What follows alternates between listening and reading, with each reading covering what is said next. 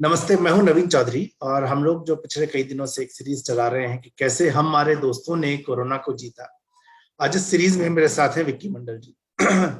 अभी तक जो हमने चर्चा की है और आज की चर्चा में थोड़ा सा फर्क है। अभी तक हमने जिन लोगों से बात की वो कोरोना पीड़ित थे, लेकिन विक्की जमीन पे रह के कोरोना पीड़ितों की मदद कर रहे हैं और एक संगठन चलाते हैं जिस संगठन के माध्यम से काफी अवेयरनेस फैलाने की कोशिश की है अपने ग्रामीण इलाकों में। आप लोगों को याद होगा शुरुआती दौर में जब हम बात किया करते थे तो गांव में अक्सर कहा जाता था कोरोना वोरोना कुछ नहीं है। और मैं जिस जगह से आता हूँ, जिस राज्य से आता हूँ, बिहार, वहां पे भी यही स्थिति थी। शुरुआत में तो कोई मानने को तैयार नहीं था, लेकिन वहां पे लोगों को ये समझाना और ये किस तरह से कोरोना से उनको बचना है, कोरोना क्या है, इसके लिए विकी ने काफी काम किया। विकी जो है एकदम मेरे गांव के पास ही के हैं और सरसोपाही से हैं, जिस जगह को लोग जानते हैं अयाची मिश्र की वजह से। विकी अपने दोस्तों के साथ एक संस्था चलाते हैं, इसके संस्थापक हैं, जिसका नाम है अयाची नगर युवा संगठन। और भी बहुत सारी चीजें हैं विकी के बारे में। इन्होंने ग्राउंड पे काफी काम किया है और इनको जो है नेशनल कोरोना वॉरियर अवार्ड भी मिला, जो कि बिहार से सिर्फ 9 लोगों को मिला था। तो ये तो एक तो विकी बहुत बहुत बधाई आपको, आपने इतना बेहतरीन काम किया और उसका रिकॉग्निशन भी हुआ है। जब थैंक मैंने यू सर। इंट्रोडक्शन दिया है, मैं चाहता हूँ तो अगर आप इसमें कुछ जोड़ना चाहें अपनी तरफ से तो वो जोड़ें, फिर मैं आपसे बाकी सवाल करूँ। नहीं, ठीक है सर, आप जितना इंट्रोडक्शन दिए हैं ठीक है। ठीक है। तो विकी जो है एक और बहुत बेहतरीन काम कर रहे हैं। जो मुझे अच्छी चीज लगी, समाज सेवा के साथ साथ जो है ये शिक्षा के क्षेत्र में भी जाने वाले। मुझे लगता है कि एक शिक्षक जिस तरह समाज को बदल सकता है, विकी बीएड कर रहे हैं, तो भविष्य में हम इनको एक शिक्षक के रूप में भी देखेंगे। तो विकी फिर हम लोग बातचीत शुरू करते हैं। सबसे पहले मुझे ये बताइए कि हमारे यहाँ गांव में जब लास्ट ईयर से, आप पिछले साल से ही काम कर रहे हैं जब कोरोना आया था, तो शुरुआती दौर में जो मैं उस समय नोएडा में था, जो मैं सुनने में आ रहा था कि लोग तो कोरोना को स्वीकार करने को तैयार ही नहीं है। उनका मानना है कि ऐसा कुछ है ही नहीं। तो क्या वाकई ऐसी ही स्थिति थी या स्थिति कुछ अलग थी? जी सर, वास्तव में स्थिति यही थी कि स्टार्टिंग पीरियड में जो कोरोना का जब स्टार्टिंग पीरियड था, तो वो ग्रामीण स्तर पे लोग समझ नहीं पा रहे थे कि एक्चुअल में ये क्या चीज़ है, कौन किस तरह का प्रॉब्लम है, क्या समस्या है, इससे हमको क्या समस्या हो सकता है, हमारे परिवार को क्या समस्या हो सकता है। जी। बिल्कुल बिल्कुल लोगों में इस तरह की जानकारी नहीं। हम्म। तो उस स्थिति में हम लोगों ने डोर टू डोर किल था, तो हम लोग ने साउंड सिस्टम के माध्यम से लगभग 20 से 25 गांव में घूमा था गांव अवेयरनेस के लिए। लोग बिल्कुल जागरूक नहीं थे। लोग बाहर से आ रहे थे, दिल्ली मुंबई से आ रहे थे और बिल्कुल घर में चले जा रहे थे। उनको पता नहीं था कि हाँ क्या होगा क्या नहीं होगा। हम तो संक्रमित होंगे ही, उसके साथ मेरे फैमिली भी पूरे संक्रमित हो जाएंगे। और एक मेरे गलती के चक्कर में पूरे फैमिली भी जो है, तो में इस तरह की अवेयरनेस नहीं थी ग्रामीण स्तर पे। हम्म। तो उस स्थिति में, और पहले क्या होता था, गांव में क्या होता था, लोग आते थे सीधे घर में चले जाते थे, बिल्कुल ही मतलब जांच करवाने के लिए तैयार नहीं थे। लोग डरे हुए थे, उनको ये नहीं समझ रहे थे कि वहाँ क्वारंटाइन सेंटर जाना है, आइसोलेट होना है। तो इन सब चीजों से बिल्कुल लोगों को मतलब पता नहीं था, पहली बार था। तो हम लोगों ने साउंड सिस्टम के माध्यम से एक जागरूकता अभियान निकाला था। और इस जागरूकता अभियान से हम लोगों ने लोगों को समझाया कि कोरोना किस तरह का डिजीज है, इसमें हमको क्या करना है, क्या नहीं करना है, किस चीज को अपनाना है, किस चीज से दूर रहना है। इन सारी समस्याओं और समाधान के बारे में हम लोगों ने उस साउंड सिस्टम के माध्यम से पूरे गांव में घुमा था। तो पहली बार हम लोगों ने साउंड सिस्टम के माध्यम से घूमने के बाद फिर हम लोग सेकेंड स्टेप में डोर टू डोर कैंपेनिंग किए। हम सारे अपने टीम को लेके डोर टू डोर कैंपेनिंग किए और कुछ पर्चाएं छपवाई। और उस पर्चाएं के माध्यम से हम लोगों ने लोगों को अवेयरनेस किया कि आप अगर कहीं भी बाहर से आते हैं, तो आप डायरेक्ट उनको, अपने परिजन को घर में ना घुसने दें। उनको आप पहले क्वारंटाइन सेंटर भेजें, वहाँ पे जांच करवाएं। उनको जो 8 से 10 दिन की गवर्नमेंट की रूल रेगुलेशन 14 दिन की है, वहाँ पे उनको बोलिए बिताने के लिए, फिर घर आए। तो स्टार्टिंग में लोग इन सब चीजों को नहीं माने। फिर हम लोगों ने जब ये 2 तरह का जो अवेयरनेस कैंपेनिंग किया, तो लोग कुछ जागरूक हुए, उसके बाद समझने के लिए तैयार हुए। और फिर जब लोग बात को समझे, तो खुद जो है वो आते थे, तो बिल्कुल क्वारंटाइन सेंटर में ही जाते थे, घर ना जाके क्वारंटाइन सेंटर में ही जाते थे। स्टार्टिंग में मेरे साथ प्रॉब्लम हुआ था कि मेरे गांव में क्वारंटाइन सेंटर नहीं था। हमारे गांव से दूर 15 किलोमीटर दूर 15 पंडोल में क्वारंटाइन सेंटर बनाया गया था।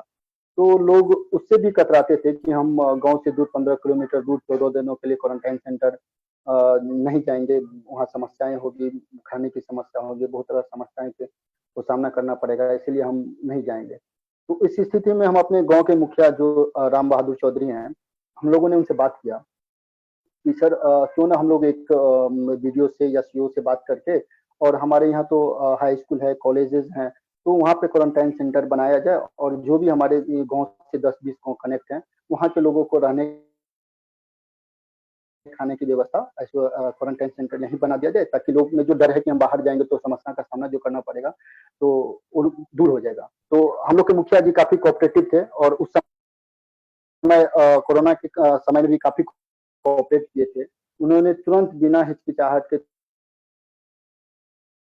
तुरंत वीडियो से मिले, हम लोग भी साथ गए। जब जगह का जायजा लिया तो उनको भी सफिशिएंट लगा कि हाँ काफी है यहाँ पे, हर चीज का लैट्रिन बाथरूम कल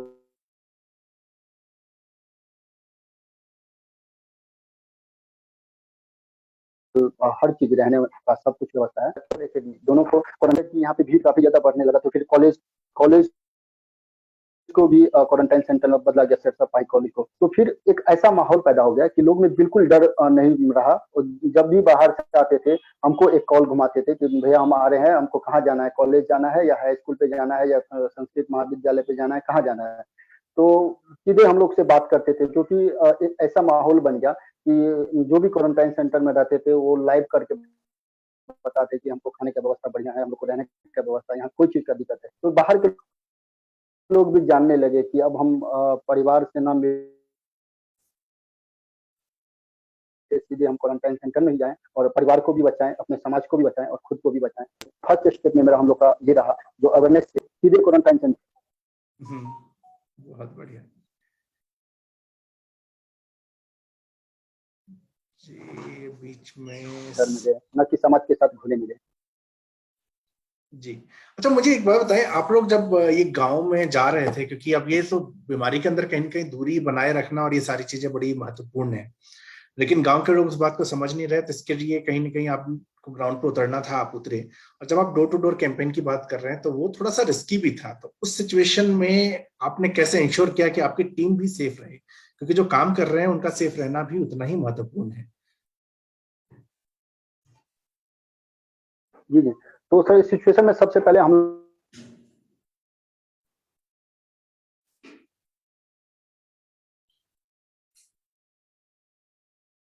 तो वो ने क्या किया, किसी फैमिली के पास जाते थे तो फैमिली हम लोग उनके घर जाते, डिस्टेंस था उसको बना के पहले हम लोग खुद फुलफिल जो भी होता था, हम लोग को सेफ्टी के तौर पे मास्क और फेस शील्ड जितना भी होता था सारा कुछ अपना सेफ्टी सिक्योरिटी लगा के जाते थे, और फिर उनको पर्चे के माध्यम से उनको समझाते थे। अच्छा, ये काम चूंकि देखिए मूल रूप से देखा जाती है ऐसी बीमारी है जिसमें कि समाज और सरकार दोनों को साथ में आना है, और मोटा मोटा ये माना जाता है कि समाज के लोगों ने ज्यादा काम किया, सरकार की तरफ से कम हुआ। तो आप जब ये सब काम कर रहे थे ग्राउंड पे, तो उसमें सरकार या एडमिनिस्ट्रेशन की तरफ से सपोर्ट कैसा रहा? एक तो आपने बताया कि आपके वीडियो और मुखिया जी के कहने से क्वारंटाइन सेंटर बना, पर उसके अलावा जो है बाकी चीजों की व्यवस्था करने में आपको समर्थन मिला कुछ सरकार से या एडमिनिस्ट्रेशन से?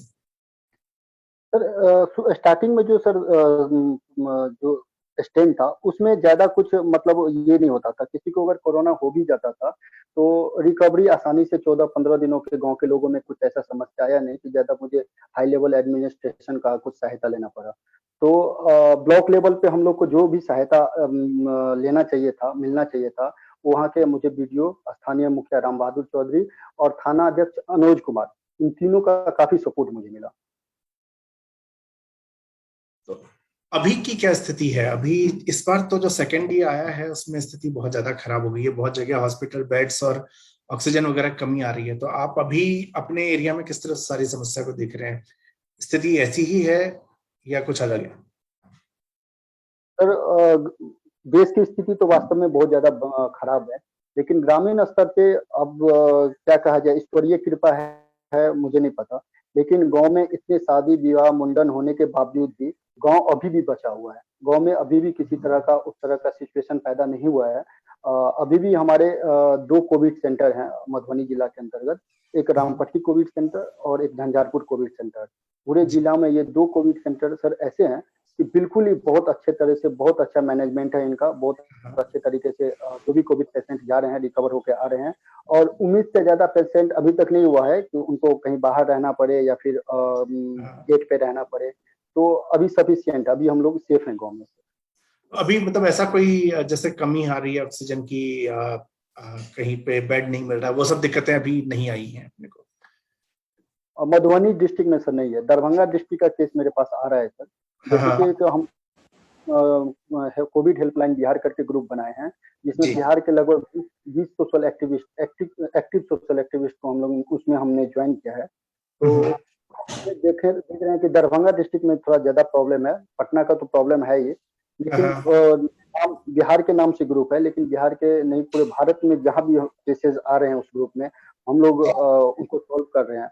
कुछ दिन पहले एक दिल्ली का केस आया हुआ था जिसमें उनको 2 यूनिट प्लाज्मा की जरूरत थी, हम लोग के ग्रुप में ऐसा रिक्वायरमेंट आया था। तो हम लोगों ने एक पंजाब के हैं, हम मेरे जान पहचान के थे, एक हम ये इवेंट में गए हुए थे तो वहीं से उनका कॉन्टैक्ट नंबर मिला हुआ था। तो फिर हम लोगों ने दिल्ली में उनको उस माध्यम से उनको प्लाज्मा अरेंज करवाया। कुछ दिन पहले ही यहाँ पे हरियाणा में एक केस था, वहाँ भी जो है प्लाज्मा की बहुत ज़्यादा ज़रूरत थी। तो वहाँ हम लोग अपने स्तर से, तो मतलब देश में कहीं भी कोई समस्या आ रही है तो उस कोविड हेल्पलाइन बिहार के ग्रुप के माध्यम से हम लोग अभी काम कर रहे हैं। और अगर कहीं पे ऐसा भी सिचुएशन आ रहा है कि बाहर निकलना होता है, क्योंकि कल ही जैसे एक केस ऐसा आ गया था दरभंगा में कि एक महिला थी जिनका ऑपरेशन मधेपुर में हुआ था, और ऑपरेशन में किसी कमी के कारण पेशेंट आशा देवी है, उनका पेट फूलना शुरू हो गया। तो फिर उनको दरभंगा लाया गया। दरभंगा में फिर जांच के बाद डॉक्टर ने बताया कि इनका ऑपरेशन फिर से होना है और उसमें 3 यूनिट ब्लड की जरूरत है। 1 यूनिट ब्लड उनके जो पेशेंट थे उनके भाई ने उनको प्रोवाइड कर दिया, बाकी 2 यूनिट ब्लड उनको कहीं भी नहीं मिला। 2 दिन घूमने के बाद जब मेरा नंबर कहीं से मिला, मेरे टीम का नंबर कहीं से मिला, तो मुझे कॉल आता है। तो फिर डॉक्टर ने भी बता दिया था कि 8 घंटे के अंदर अगर ब्लड अरेंज नहीं हो पाएगा तो शायद हम नहीं बचा पाएंगे, क्योंकि पेट का स्वेलिंग बहुत ज्यादा हो गया था। तो उस स्थिति में कहीं भी अगर हम 1 यूनिट ब्लड, जैसे हम लोग अपना टीम चला रहे हैं तो हम लोग मुख्य 4 चीजों पे काम करते हैं: एजुकेशन, प्लांटेशन, अवेयरनेस और ब्लड। तो ब्लड ब्लड बैंक का जो टर्म कंडीशन होता है कि 1 यूनिट ब्लड अगर हम फोन भी कर देंगे तो वहां से वो अरेंज करके दे देंगे अगर मरीज के अटेंडेंट पहुंचते हैं, लेकिन 2 यूनिट अगर आवश्यकता होती है तो वहाँ खुद जाना होता है। तो इस केस में कल ही हम दरभंगा गए थे और 2 यूनिट ब्लड जो है वहाँ पे अरेंज करवा के उनके परिजन को दिए। और आज मैसेज आया कि वो ठीक है, अब अच्छे हैं, काफी ठीक है। तो सिचुएशन अगर ऐसा आ रहा है तो हम लोग बाहर भी निकल रहे हैं और सेफ्टी का ख्याल रखते हुए और लोगों का मदद कर रहे हैं। ये सब काम करते टाइम जब आप ग्राउंड पे, आपने इतना पिछले 1 साल से लगभग आप लोग लगातार लगे हुए हैं इस कोरोना करके, तो ये चैलेंजेस कुछ बहुत अलग किस्म के कुछ चैलेंजेस आए आपको, समस्याएं आई हो? समस्या सर अभी इस बार जो अभी काम करने में सबसे बड़ी समस्या आ रही है वो है सर ऑक्सीजन की। ऑक्सीजन की बहुत ज़्यादा किल्लत है, बहुत ज़्यादा प्रॉब्लम है। 2-3 केस ऐसा भी हम लोग के पास आया कि हम लोग ऑक्सीजन अरेंज नहीं करवा पाए और पेशेंट जो है नहीं बच पाया, ऐसा सिचुएशन आया। उस स्थिति में हम लोग कहीं मतलब गवर्नमेंट कहीं न कहीं पूर्ण रूप से यहाँ पे फेल्योर है ऑक्सीजन को लेके। तो ये बहुत बड़ा ऑक्सीजन को लेके बहुत बड़ा समस्या है अभी भी। तो क्योंकि अभी बहुत जो सारे प्राइवेट हॉस्पिटल हैं भी, वो जाते हैं उनके पास बेड भी खाली है, तो ये सीधे तौर पे बोलते हैं कि आप ऑक्सीजन लेके आइए, हम आपको भर्ती कर लेंगे। ये स्थिति इनफैक्ट गुड़गांव में भी एक मेरे क्लासमेट के साथ हुआ था कि हॉस्पिटल बेड तो मिल गया, लेकिन वो जो स्थिति थी उनका था कि कम से कम 5-6 दिन के लिए ऑक्सीजन आपके पास होना चाहिए, और 5-6 दिन के लिए ऑक्सीजन का अरेंजमेंट करना अपने आप में मुश्किल काम था। तो अभी जी, जी। तो मैं ये और थोड़ा जानना चाहूंगा कि देखिए ये स्थिति लगभग सभी जगह है, और जो अब एक नया विषय हम सब लोग मिलकर काम तो कर ही रहे हैं कि किसी तरह से मदद करने के लिए, आपका संगठन बहुत अच्छा काम कर रहा है, आप बहुत अच्छा काम कर रहे हैं, लेकिन क्या आगे आप कहीं इस तरह की चीज देखते हैं? क्योंकि एक एस्पेक्ट हमारी तरफ से था कि हम लोगों ने ध्यान नहीं रखा, लेकिन जो दूसरा एस्पेक्ट सरकार की तरफ से है कि जो इस स्थिति में सरकार को करना चाहिए था, और इसमें किसी एक सरकार की बात नहीं कर रहा मैं, ये पूरे देश की हर सरकार, किसी भी राज्य की सरकार हो या केंद्र सरकार हो, सब इसमें फेल हुए हैं कि हम इस चीज का अंदाजा नहीं लगा पाए कि स्थिति कितनी विकट हो सकती है, उसके लिए हमें क्या क्या संसाधन चाहिए। लेकिन मेरा यह मानना है कि चलो जो बीत गया वो बीत गया, क्या हम आगे के लिए तैयार हो सकते हैं? तो क्या आपका संगठन ऐसी कोई तैयारी कर रहा है कि किसी तरह से सरकार को, एडमिनिस्ट्रेशन को आप भविष्य के लिए इस तरह की स्थितियों से निपटने के लिए, हॉस्पिटल के बेड हो, हॉस्पिटल में सुविधाएं हो, ऑक्सीजन प्लांट्स लगे राज्य के अंदर, क्या इनके लिए कुछ आपका विचार है काम करने का? जी, बिल्कुल सर। जब ऑक्सीजन प्लांटेशन की बात है तो सबसे पहले मधुबनी डिस्ट्रिक्ट में ऑक्सीजन का एक प्लांट निश्चित रूप से होना चाहिए। और मधुबनी डिस्ट्रिक्ट में नहीं, हर डिस्ट्रिक्ट में अभी जरूरत हो गया है कि हर डिस्ट्रिक्ट में एक ऑक्सीजन प्लांट होना चाहिए, जिससे लोगों का जान बच सके। अभी सबसे बड़ी ये हो गया है कि ऑक्सीजन कहाँ से मिले, कैसे मिले। तो अभी हम लोग इस पे अभी ज्यादा कुछ नहीं बात हुआ है हम लोग के टीम के साथ। अभी तो दिन भर में लगभग 30-40 केसेस आते हैं हम लोग के ग्रुप में, तो रात को 11-12 कभी 1 भी बज जाता है हम लोग को केस सॉल्व करने में। तो अभी ऐसा कुछ हम लोग का प्लान ये नहीं नहीं, हुआ है। अभी तो मैं समझ सकता हूँ, लेकिन मुझे लगता है कि हम सब लोग जो कहीं के सोशली एक्टिव हैं, हमें एक बार जरा इन चीजों से निपटे तो सरकार के ऊपर हम सबको, अपने अपने राज्यों की सरकार के ऊपर हम सबको कहीं कहीं दबाव बनाना चाहिए कि इस तरह की जी, मेडिकल फैसिलिटीज का इंतजाम तो अवश्य हो। अच्छा, इस तरह का भी कुछ वहां पे आपको दिक्कतें दिखी? जैसे दिल्ली वगैरह में तो ये होने लगा कि भाई मांग बढ़ने लगी तो लोग अंधा पैसा मांगने लगे, ऑक्सीजन सिलेंडर हो चाहे इंजेक्शन हो। तो क्या वैसी ही स्थिति अभी अपने उधर भी है या अभी ठीक है स्थिति? सर एक यूपी वाले ग्रुप में भी हमको जोड़ा गया है कहीं ना कहीं से। जी। तो वहां पे तो हम लगातार देख रहे हैं उस तरह का सिचुएशन क्रिएट हो रहा है यूपी में। बिहार में सर अभी तक कोई जिला अभी तक हमको नजर में नहीं आया इस तरह का धांधली वाले में। अभी तक कहीं ना एडमिनिस्ट्रेशन से कहीं खुलासा हुआ है और नहीं हम जी, लोग को अभी तक मिलने को देखने को मिला है। ये एक अच्छी चीज है जानने को कि कम से कम जिनको जरूरत है उनको, ठीक है कमी है लेकिन जो है वो सही दाम पे मिल रहा है। विकी भाई, आखिरी चीज मैं ये जानना चाहूंगा, आपने ग्राउंड पे इतना काम किया है, आपने इतने सारे केसेस को देखे हैं, आप जो लोग ये वीडियो देखेंगे, ये वीडियो हम थोड़ा बाद में अपलोड करेंगे, जो लोग इस वीडियो को देख रहे हैं उनको आप क्या सलाह देना चाहते हैं? और सबसे पहली है कि अभी आम जनता को जो भी हम अभी एक बार पहले मिथिलांचल वासियों से आग्रह करूंगा कि अभी जो भी आपके घर में इवेंट है, शादी विवाह उपनयन मुंडन, ये लास्ट आखिरी साल नहीं है, अगले साल भी हो सकता है। अभी का जो स्ट्रेन है बहुत ज्यादा खतरनाक है। आप उनको ड्रॉप कर लीजिए, इस साल रोक लीजिए, आप बिल्कुल बंद कर लीजिए। अगले साल हम लोग फिर अच्छा से समय अच्छा होगा तो अच्छी तरीका से उस इवेंट को हम लोग करेंगे। तो सबसे पहले मिथिलांचल वासियों से बार बार निवेदन करूंगा। और दूसरा, गवर्नमेंट ने एक जारी कर रखा है कि 50 लोग अरेंज करके आप किसी भी तरह को इवेंट को आप मतलब मना सकते हैं। तो आम लोग जिनके पास भी आमंत्रण पहुंच रहा है, तो आप इस चीज को समझिए कि आप नहीं भी जाएंगे तो शादी होगा, मुंडन होगा, आप अवॉइड कीजिए, आपका जाना जरूरी नहीं है। तो निश्चित रूप से इस चीज को अवॉइड करिए, कम से कम भीड़ लगाइए, ना के बराबर भीड़ लगाइए। अभी हम लोग गांव बचा हुआ है, गांव को बचे रहने दीजिए।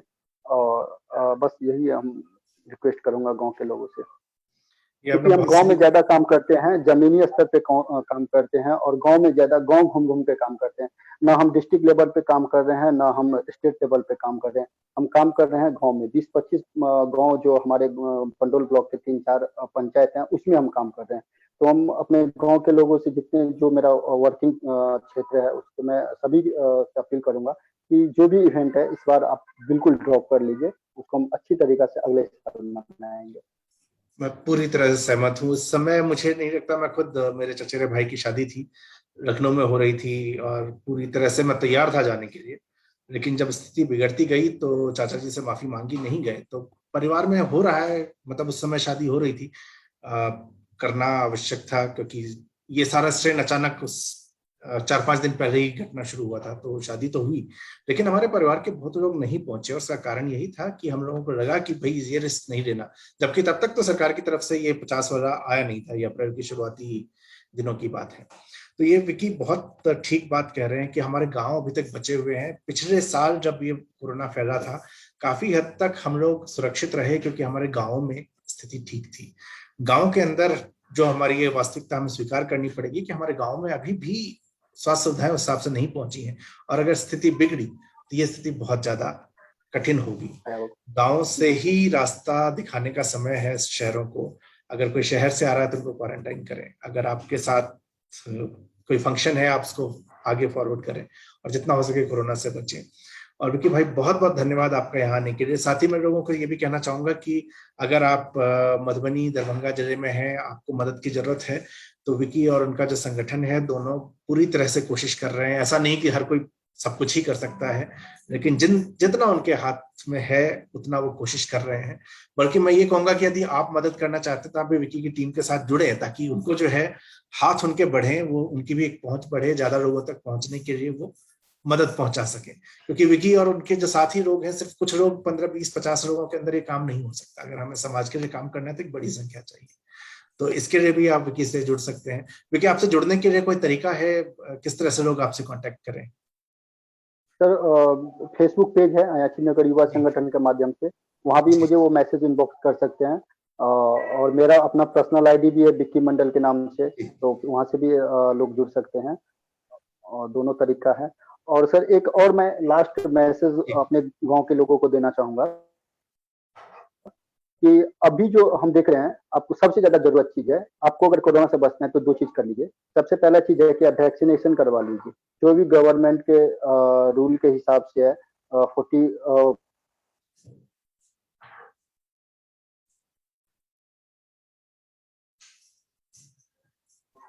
वालों के लिए, तो जो भी छूटे हैं तब आके जो है, आपको कहीं जाना नहीं है। हम गांव में और गांव में ही कैंप लगवा रहे हैं 2-3 दिन से। तो जो भी लोग छूटे हुए हैं आप वैक्सीनेशन करवा लीजिए, और इस बार मास्क को अपना परिधान समझिए, बिल्कुल मास्क लगाना मत छोड़िए।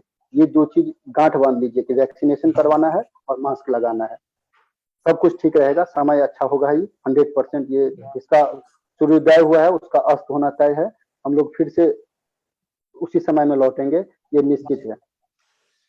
तो गमछा भूल जाए तो भूल जाए, मास्क नहीं भूलें, ये हमें ध्यान रखना है। और टीके की बात आपने विकी बहुत सही कही है, क्योंकि मैं कई लोगों को ऐसे जानता हूं जो कि टीके के बाद भी कोरोना से इन्फेक्शन हुआ, लेकिन उनका बचाव हो गया, क्योंकि वो टीके से जो जितना नेगेटिव इम्पैक्ट हो सकता था वो नेगेटिव असर नहीं हुआ उनके ऊपर, वो टीके से बचा हुआ है। इसलिए किसी ऐसी बातों में ना आए कि टीके से कुछ नहीं हो रहा है, ऐसा हो रहा है, वैसा हो रहा है, ऐसा कुछ भी नहीं है।